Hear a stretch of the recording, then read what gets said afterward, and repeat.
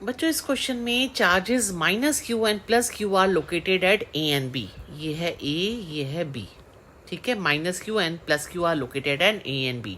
Distance A B is equal to 2a। ये रहा 2a है ना, ए और बी के बीच की डिस्टेंस 2a है। ओ जो है वो मिड पॉइंट है ए बी का। अच्छा, mid point of dipole and O P is perpendicular to A B. ये देखो पी पॉइंट है, ये जो है ओ पी ये परपेंडिकुलर है ए बी पर। A charge q is placed at P. एक पी पॉइंट पर एक चार्ज क्यू रखा हुआ है, where O P is equal to y. O से पी की डिस्टेंस वाई है और जो वाई है that is much greater than 2a। Understood.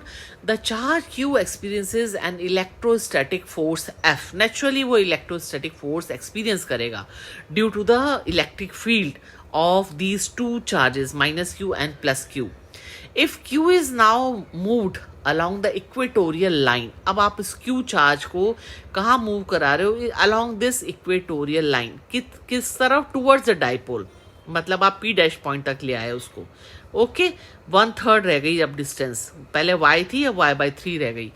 तो बताओ अब नया फोर्स कितना होगा? नेचुरली फोर्स तो बढ़ेगा, कई टाइम्स बढ़ेगा, क्योंकि अब डिस्टेंस y/3 रह गई है। तो अगर आपको फॉर्मूला पता है ना तो आप इसको मेंटली भी कर सकते हो। आपको पता है कि फोर्स जो होता है ना वो क्या होता है?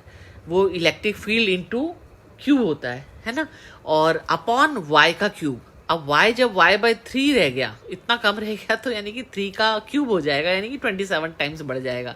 तो ये ऐसे मुंह जबानी भी पता लग रहा है, लेकिन फिर भी हम सॉल्व कर लेते हैं इसको। बच्चों आपने पूरे चैप्टर में कई बार पढ़ा होगा कि इस तरह का जो डाइपोल होता है उसमें इक्वेटोरियल प्लेन पे अगर कोई चार्ज होता है तो उस पर इलेक्ट्रिक फील्ड लगता है।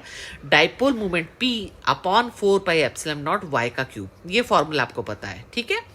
और फोर्स जो होता है वो इलेक्ट्रिक फील्ड इनटू क्यू। तो अब आप इसकी जगह k लिख सकते हैं ना, 1/4πε0 की जगह k लिख सकते हैं हम, के पी अपॉन y का क्यूब इंटू क्यू। अब एफ डैश मतलब इस नए पॉइंट p डैश पे कितना फोर्स लगेगा? F dash is equal to K P upon y/3 का क्यूब इंटू क्यू। अब 3 तो ऊपर चला जाएगा तो 27, 3 का क्यूब कितना होगा? 27। तो जो नया फोर्स है वो 27 टाइम्स है किसके? पुराने फोर्स के। बच्चों ऐसे भी मेंटली भी कर